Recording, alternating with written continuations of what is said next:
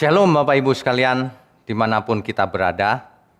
Pagi ini kita akan mendengar firman Tuhan setelah kita dengarkan puji-pujian yang luar biasa. Siapkan hati kita, pikiran kita, mari kita berdoa. Bapa yang di surga, kembali kami datang ke hadirat-Mu. Biarlah Tuhan saja yang mencerahi pikiran dan perasaan kami. Biar hanya Tuhan yang mendidik kami, yang menegur kami, yang memimpin seluruh hidup kami. Pakai mulut hamba-Mu untuk menyampaikan kebenaran di pagi yang cerah ini. Di pagi yang penuh berkat ini. Kami percaya setiap firman akan mengubahkan setiap kami. Pakai mulut hamba-Mu untuk menyampaikan kebenaran ini. Hanya di dalam nama Tuhan Yesus kami berdoa dan mengucap syukur. Amin. Amin, Bapak Ibu. Ada satu kebenaran yang selama ini mungkin lewat ya, jarang dibahas di dalam gereja. Padahal ini menentukan bagaimana kita akan hidup. Menentukan bagaimana sikap hidup kita menjalani umur-umur kita ini di bumi. Ada satu istilah yang mungkin Bapak Ibu jarang dengar. Dimensi waktu. Kita hidup dalam 3 dimensi, yaitu ruangan, panjang, lebar, dan tinggi itu ruang. Dan dimensi keempatnya adalah waktu. Waktu ini diciptakan Tuhan pada waktu penciptaan mula-mula. Elohim menciptakan waktu. Allah kita hidup di luar waktu, di kekekalan, tetapi Ia menciptakan waktu. Di Alkitab dikatakan di awal sekali, kitab pertama, pasal pertama, ayat pertama. Kejadian 1, ayatnya yang pertama. Pada mulanya Allah menciptakan langit dan bumi. Tentu saja dengan segala isinya. Para ilmuwan membuat suatu hipotesis atau teori yang namanya Big Bang Theory. Bahwa seluruh alam semesta ini dimulai dari suatu ledakan besar. Tapi itu teori. Hipotesis. Sebab kita tidak bisa buktikan secara empiris bahwa memang benar terjadi ledakan zaman dahulu. Tetapi tidak apa-apa. Apapun prosesnya, Alkitab menekankan bahwa Allah lah yang memulai penciptaan. Jadi ketika Alkitab berkata pada mulanya Allah menciptakan langit dan bumi, itu bukan berarti Allah mempunyai awal atau mempunyai akhir. Allah hidup di kekekalan. Dalam suatu permulaan, artinya permulaan penciptaan ini Allah menciptakan langit dan bumi. Dengan penciptaan langit dan bumi maka waktu otomatis tercipta, dimensi waktu. Waktu inilah yang sangat berharga. Dari tidak ada menjadi ada. Kita sudah bahas bahwa di kesempatan lain kita sudah bahas bahwa Allah mencipta itu memakai kata kerja bara. Artinya Allah mencipta tidak memerlukan bahan. Allah mencipta dari tidak ada menjadi ada. Kita pun dulunya tidak ada, diciptakan menjadi ada. Otomatis waktu juga tercipta. Coba kita baca Kejadian 1 ayat 14. Kejadian pasal 1 ayatnya yang ke-14. Berfirmanlah Allah, jadilah benda-benda penerang pada cakrawala untuk memisahkan siang dari malam. Biarlah benda-benda penerang itu menjadi tanda yang menunjukkan masa-masa yang tetap dan hari-hari dan tahun-tahun. Jadi Tuhan sengaja menciptakan benda-benda di angkasa. Matahari, bulan, untuk menandai bahwa ada waktu. Ada malam, ada siang. Waktu ini harus dimengerti bahwa kita itu memiliki waktu. Kita itu hidup di dalam waktu. Ya. Banyak orang hari ini hidup suka-suka sendiri. Padahal waktu yang tersedia itu terbatas. Sebenarnya di awal penciptaan, Tuhan tidak menciptakan waktu yang terbatas. Tuhan menciptakan waktu yang kekal juga. Adam harusnya hidup dalam kekekalan. Manusia harusnya hidup tidak mengenal kematian. Tetapi karena tidak taat, berbuat dosa, jatuh dalam dosa, maka waktu manusia di bumi menjadi terbatas. Saya agak nggak cocok dengan istilah jatuh dalam dosa. Sebab jatuh itu konotasinya bisa juga tidak sengaja, terjatuh gitu seolah-olah. Padahal tidak. Manusialah yang memutuskan untuk tidak taat. Sengaja untuk tidak taat. Jadi bukan tidak sengaja jatuh. Ya. Coba kita baca Hosea 6 ayat 7. Hosea pasal 6 ayatnya yang ke-7. Tetapi mereka itu telah melangkahi perjanjian di Adam. Di sana mereka telah berkhianat terhadap aku. Ini agak aneh loh terjemahan ini. Tetapi mereka telah melangkahi perjanjian di Adam. Apa maksudnya? Terjemahan ini kurang baik.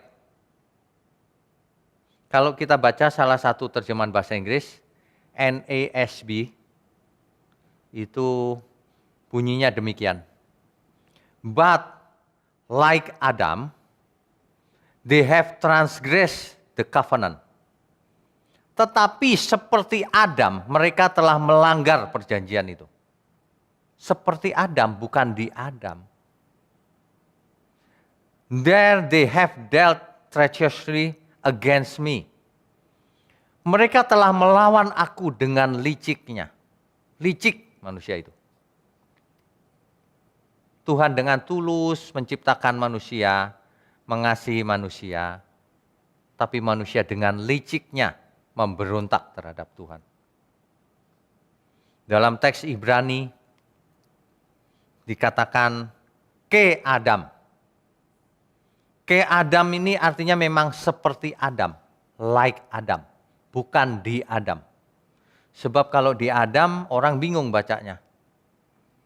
Jadi dikatakan banyak manusia itu seperti Adam.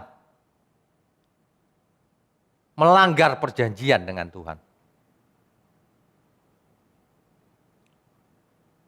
Di kitab Kejadian pernah dicatat bahwa keturunan Adam mengambil gambar dan rupanya Adam. Bukan mengambil gambar dan rupanya Allah lagi. Kodrat dosa sudah masuk ke dalam dunia ini. Menjalar ke setiap manusia. Sampai hari ini. Sampai di tubuh kita juga. Daging kita ini mengandung kodrat dosa.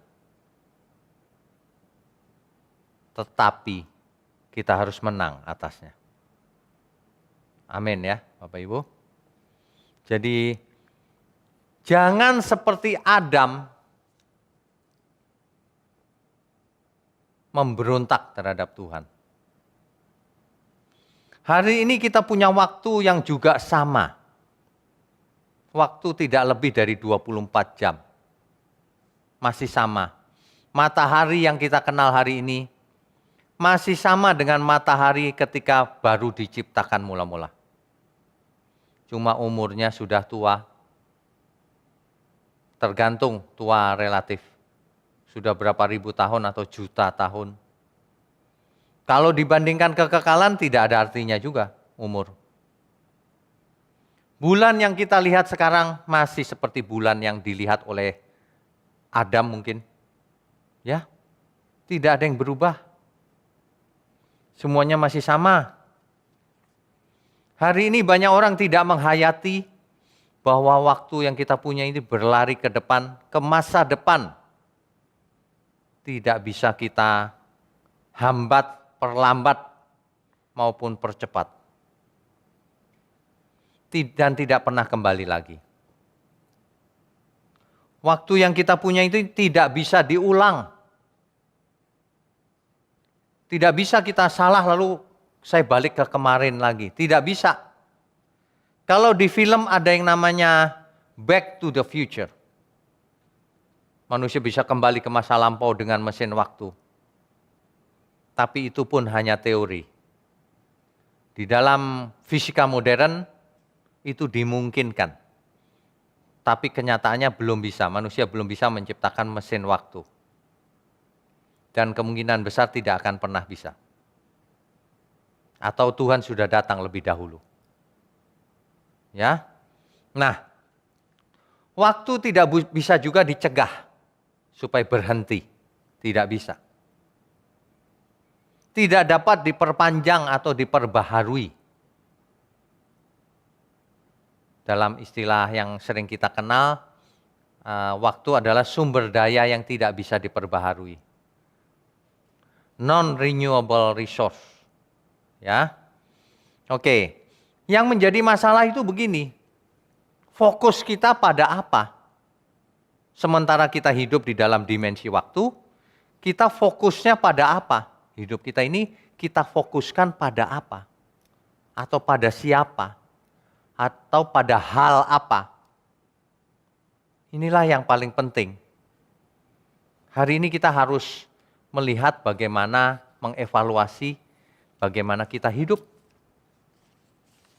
Sebab apa yang kita lakukan hari ini menentukan masa depan kita.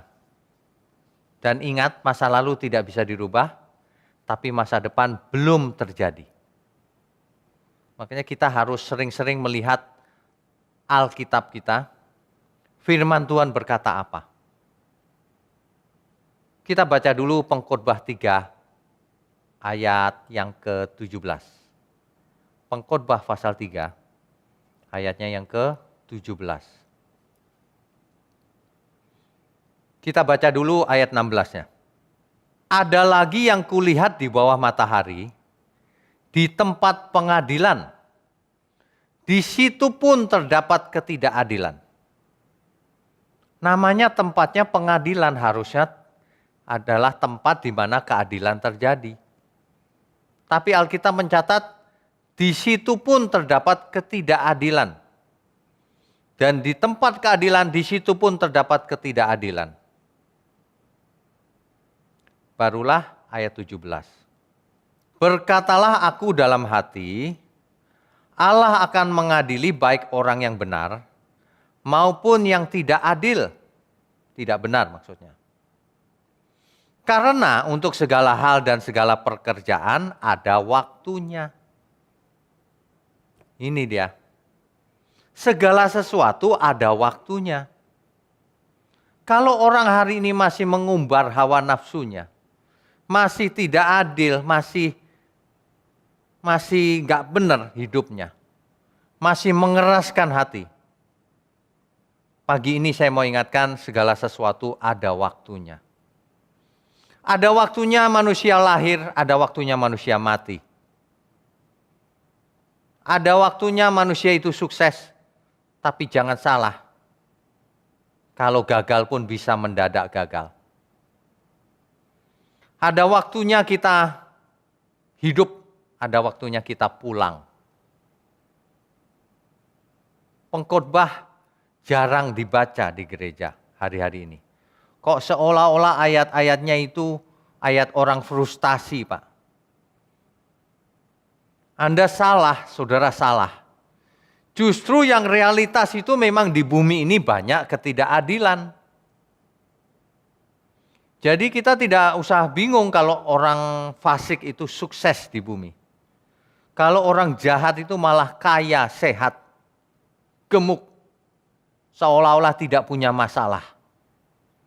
Segala sesuatu ada waktunya. nanti ada waktunya mereka mempertanggungjawabkan hidupnya. Ya. Nah, kalau kita renungkan, kita sekarang masih punya waktu. Kalau Bapak Ibu Saudara sekalian masih bisa mendengar firman ini pagi ini, artinya kita masih punya waktu. Masalahnya waktu kita ini sampai seberapa lama? Kita juga tidak tahu. Tetapi kalau Alkitab berkata rata-rata umur manusia 70-80 tahun, sekarang kita umurnya berapa? Umur sudah di atas 50, kelakuan masih kayak remaja, masih mengumbar hawa nafsu, padahal setiap saat kita bisa mati. Ini mengerikan loh. Banyak manusia tidak menghargai waktu yang ia punya. Waktu ini adalah satu-satunya kesempatan. Jangan disia-siakan. Banyak orang selama ini sudah menyia-nyiakan waktunya. Makanya hidup banyak masalah. Hari ini pun banyak masalah. Ini kita nggak bicara soal ekonomi. Orang yang ekonominya kurang ada masalah, ya bisa. Tapi nggak ada masalah juga bisa. Buktinya banyak orang happy itu meskipun hidupnya pas-pasan. Dan buktinya para konglomerat pusing kepala meskipun hartanya banyak. Karena hutangnya juga banyak. Dan ia tidak merasakan damai. Lalu apa arti hidup ini? Segala sesuatu ada waktunya. Jangan fokuskan hidup kita pada hal-hal yang sia-sia, yang fana. Ya. Kalau kita perhatikan ya, elemen dari waktu itu. Ada 3 minimal. Yang pertama, soal lamanya waktu yang kita punya. Kalau umur kita 50 dan asumsinya rata-rata 70-80 tahun, maka kita masih punya waktu hidup 20 tahun sampai 30 tahun. Untuk membenahi diri, untuk berubah. Untuk mengalihkan fokus hidup kita. Jangan fokus pada hal yang sia-sia. Alkitab berkata kumpulkan harta di surga. Jangan di bumi. Kalau kita mengumpulkan harta di bumi, bukan untuk dibawa ke surga. Untuk memberkati banyak orang. Untuk memuliakan Tuhan. Supaya dengan harta kita bisa menolong banyak orang. Yang kedua elemen dari waktu adalah momentum atau kejadian-kejadian. Kalau kita perhatikan dari sejak kita lahir, itu ada momentum-momentum tertentu yang kita harus ambil keputusan. Kalau kita melewatkan momentum itu, maka kita akan kehilangan banyak hal. Contohnya di titik kita hari ini.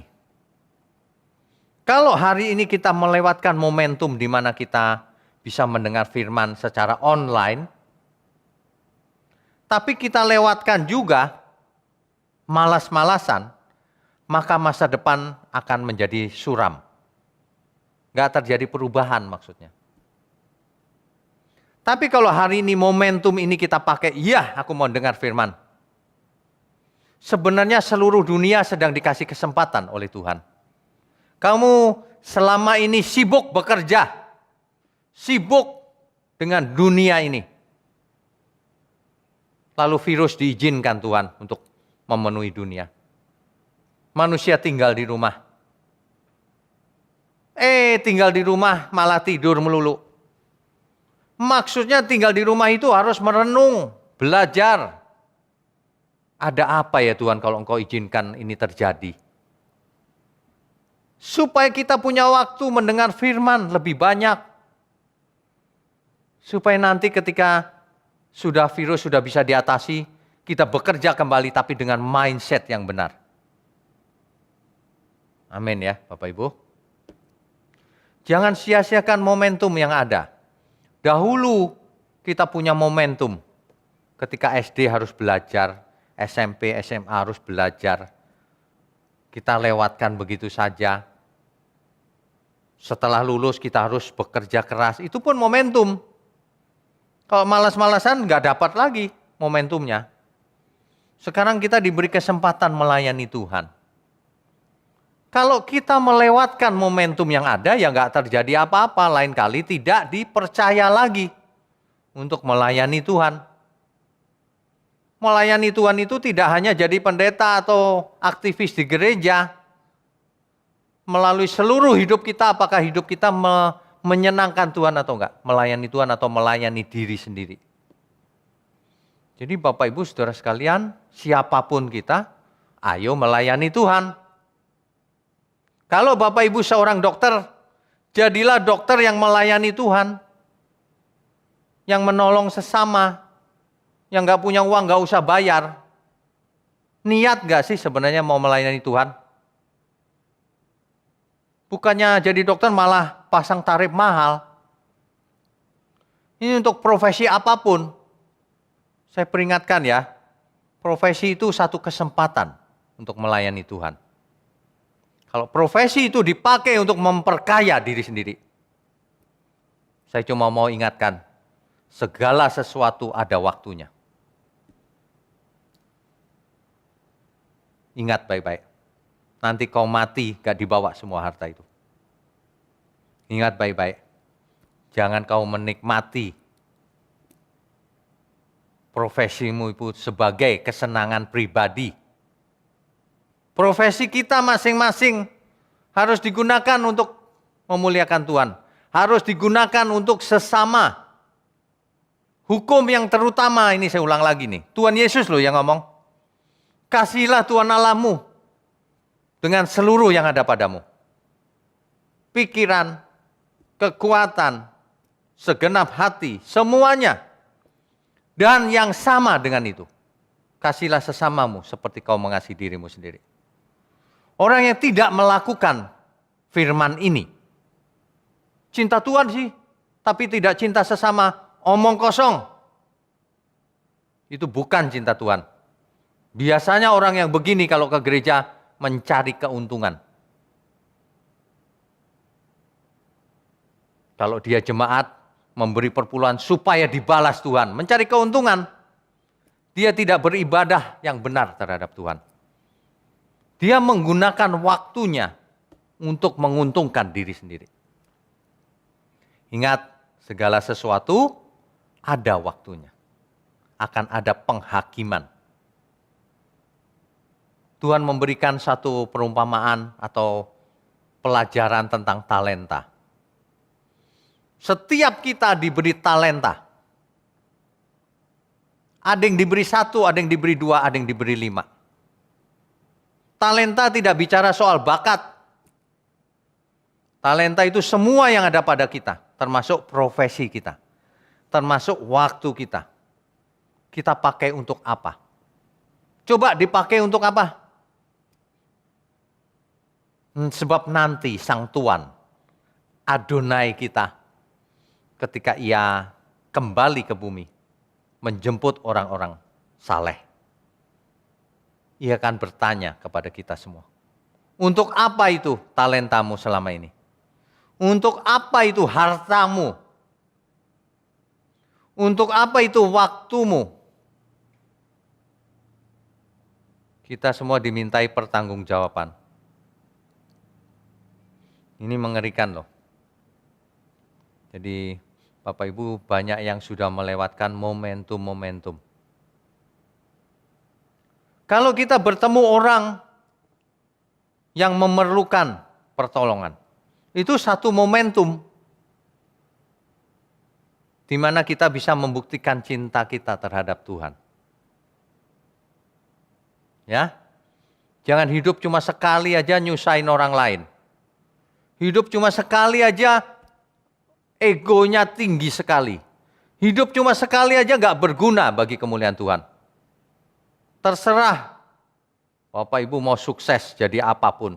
Di mata Tuhan kalau itu tidak untuk kemuliaan Tuhan, percuma. Hidupmu sia-sia. Hidup kita sia-sia kalau nggak untuk Tuhan. Hidup kita sia-sia kalau tidak bisa dirasakan semua orang. Sia-sia. Banyak orang sakit jiwa. Sukses terus senang diri sendiri. Sementara tidak peduli sama sesama. Itu sakit jiwa itu. Orang yang normal itu kalau kita mau makan aja, terus orang lain nggak bisa makan. Kita nggak tega loh. Itu normal. Kok bisa ya hidup sia-sia, menyenangkan diri sendiri. Kalau Bapak Ibu masih bisa mendengar firman itu, firman ini, mari kita cepat bertobat. Ya, kalau enggak percuma hidup ini. Ingat baik-baik, elemen yang ketiga dari waktu adalah soal urutan. Kita itu punya urutan loh dalam waktu itu. Kita dulu masih muda, kemudian makin tua. Urutannya memang begitu. Nanti urutan berikutnya kalau sudah tua, urutan berikutnya fisiknya menurun. Waktu masih muda kuat, waktu tua menurun. Lama-lama tak berdaya lagi. Kan begitu. Makanya sebelum tak berdaya lagi, ayo kita fokuskan hidup kita pada kebenaran firman. Ayo kita fokuskan hidup kita supaya bisa dirasakan oleh semua orang. Ayo jangan buang-buang waktu. Waktunya cuma sebentar. Lupakan semua kegiatan yang tidak berhubungan dengan kekekalan. Dihapus semua kegiatan yang tidak berguna. Dihapus, rugi kita. Main game seharian dari pagi sampai malam, untungnya apa? Rugi. Kalau saudara main game ya tergantung deh. Kalau anak kecil main 1 jam masih lumayan lah, 2 jam. Itu pun merugikan sebenarnya kalau terlalu lama. Tapi kalau sudah tua masih main game dari pagi sampai malam, waduh, itu namanya ngeledek Tuhan, pengecek. Bukan berarti nggak boleh main game, bukan. Tapi kalau dari pagi sampai malam bisa main game, tapi firman Tuhan tidak pernah, itu ngeledek Tuhan namanya. Jangan berharap selamat. Nggak niat itu namanya. Waduh, banyak orang makin berumur, makin tua, tapi tidak makin benar hidupnya. Kita itu takut loh kalau Tuhan tidak berkenan dalam hidup kita. Ya, Bapak Ibu di minggu pagi ini, biarlah firman yang terdengar keras ini menegur kita semua. Supaya kita bisa memanfaatkan waktu ini. Waktunya cuma segini. Nggak bisa diperpanjang.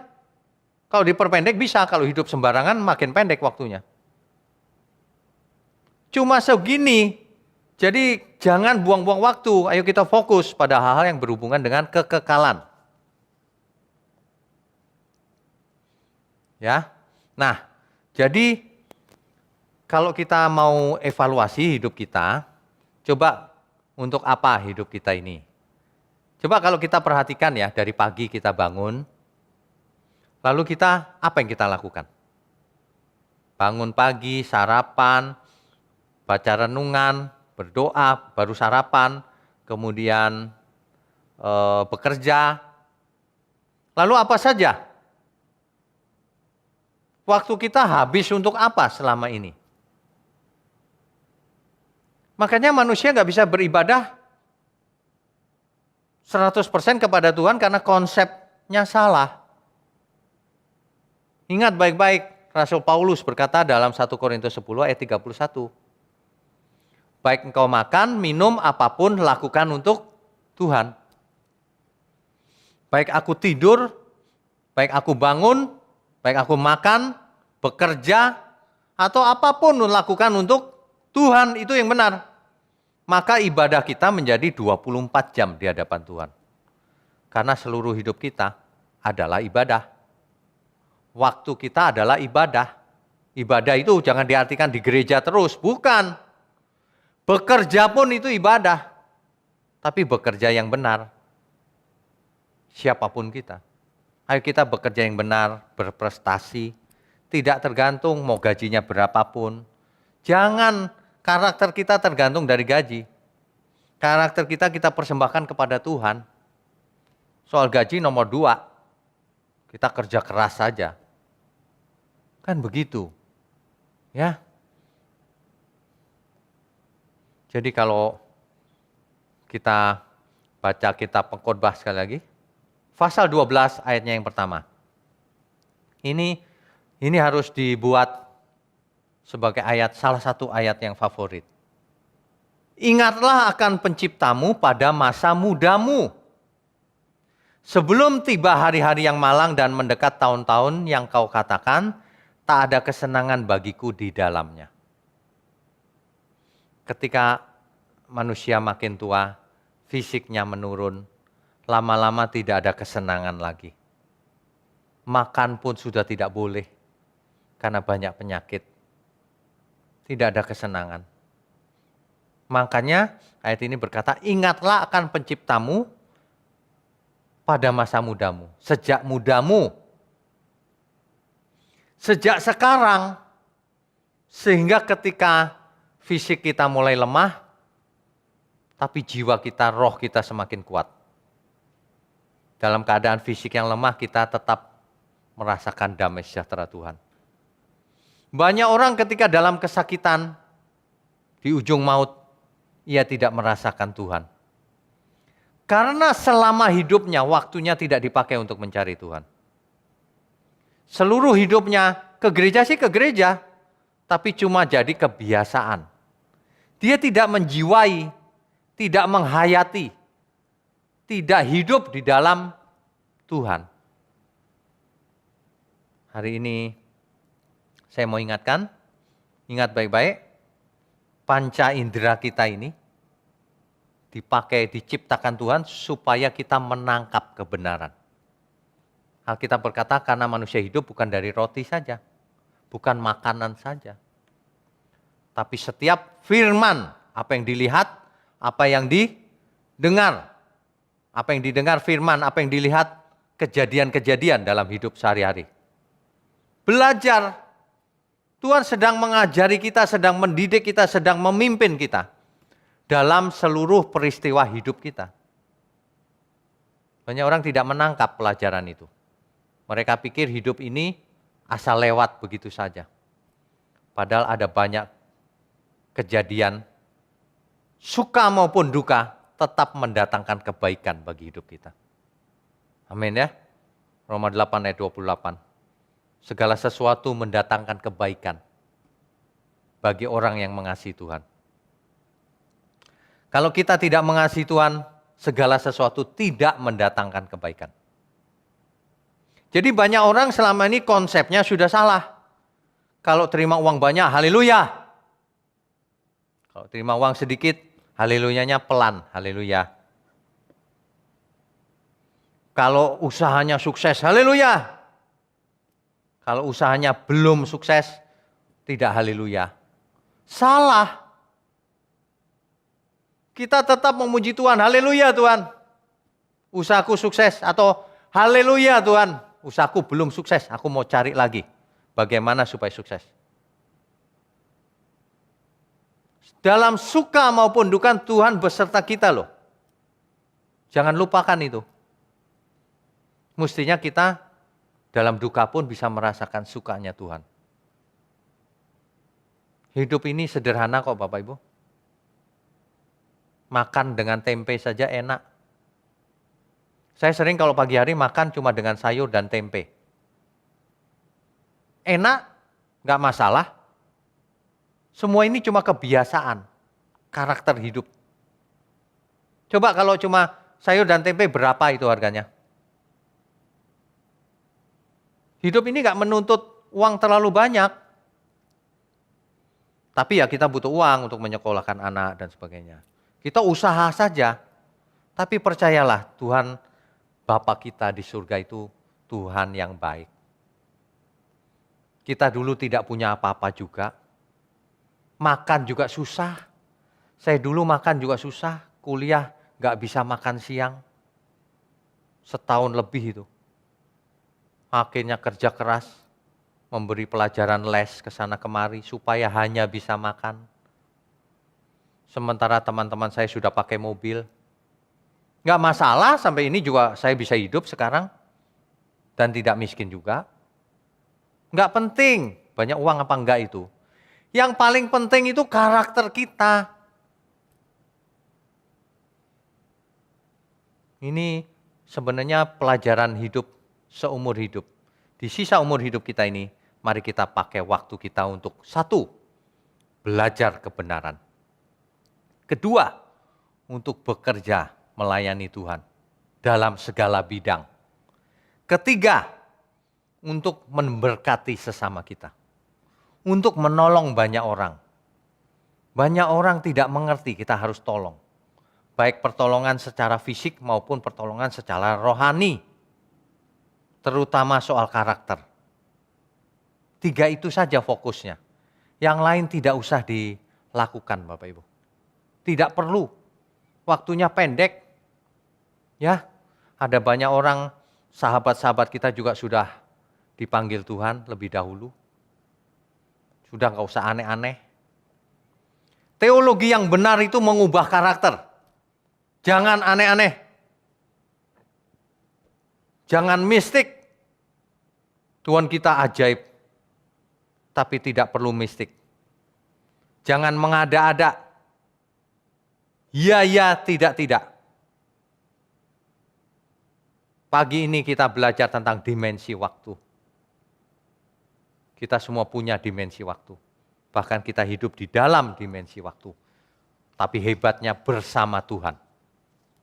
Ia berkenan untuk tinggal dalam diri kita. Ini luar biasa. Kiranya kebenaran ini masuk mengubah semua kita.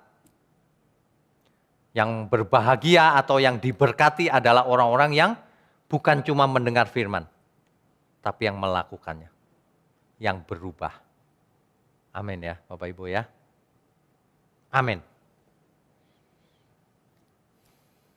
Bapak Ibu sekalian, jemaat GSKI Pantai Indah Kapuk, dan khususnya juga umat Tuhan dimanapun berada, ikuti terus firman Tuhan melalui online ini. Karena yang namanya kebenaran tidak bisa disampaikan sekali lalu tuntas. Kebenaran itu ibarat puzzle, sekali ketemu satu gambar kecil, ketemu kedua gambar kecil berikutnya, sehingga seluruhnya nanti akan terlihat gambar besarnya.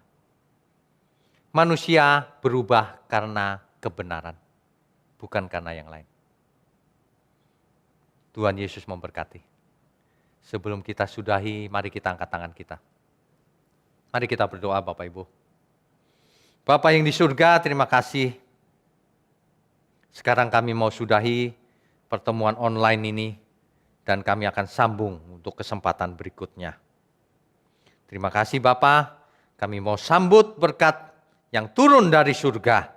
Dari Bapa kita di surga, dari Tuhan Yesus Kristus. Dalam persekutuan dengan Roh Kudus, pimpinan Roh Kudus, serta penyertaan-Mu dari sekarang sampai selama-lamanya. Haleluya, Hosana. Mari semua yang percaya katakan, amin. Amin. Tuhan Yesus memberkati. Saudara sekalian, bicara soal kebenaran, setiap orang merasa benar. Makanya semua kecap dinomor satukan. Ada orang yang mengatakan, saya paling benar, ini paling benar, itu paling benar. Mana sebenarnya yang paling benar? Oleh sebab itu, hadiri seminar 7 natur kebenaran dan aplikasinya. Seminar ini wajib dihadiri oleh para teolog, apologet, pengkhotbah, bahkan oleh para jemaat sendiri. Agar kita bisa membedakan manakah yang benar, manakah yang salah. Inilah alat uji kebenaran yang sangat objektif dan alkitabiah. Pastikan saudara ikut. akan ajak seluruh saudara dan sahabat-sahabat. Bapak-bapak dan ibu-ibu yang terkasih dimanapun berada, yuk kita belajar pelajaran Alkitab bersama secara online. Setiap hari Rabu jam 7 malam bersama pendeta Bapak Wignio Tanto secara online, bisa melalui Zoom. Tetapi kita harus mendaftarkan dulu ke nomor berikut ini. Selamat bergabung dan Tuhan Yesus memberkati.